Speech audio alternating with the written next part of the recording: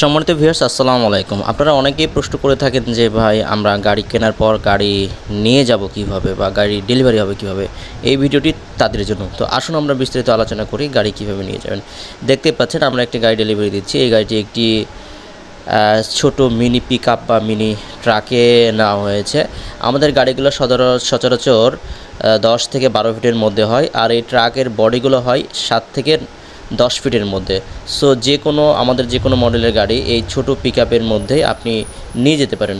পিকআপে নেওয়ার একটা সুবিধা হচ্ছে এই পিকআপের খরচ কম। অন্যান্য বড় গাড়ি যখন নেবেন তার ভাড়া বেশি, কিন্তু আমাদের এই ছোট পিকআপ যদি নেন এরকম টাটা X2 বা এই যে এই টাইপের RFL বা আকিজের এই গাড়িগুলো যদি নেন তাহলে এখানে আপনার পরিবহন খরচ কম আসবে। তো ভিউয়ার্স যারা এই ধরনের গর্জিয়াস মডেলের 4 চাকার অটো গাড়ি, 4 চাকার ইজি বাইক বা বড় গাড়ি নিতে চান তারা অবশ্যই আমাদের স্ক্রিনে উল্লেখিত নম্বরে ফোন দিন অথবা সরাসরি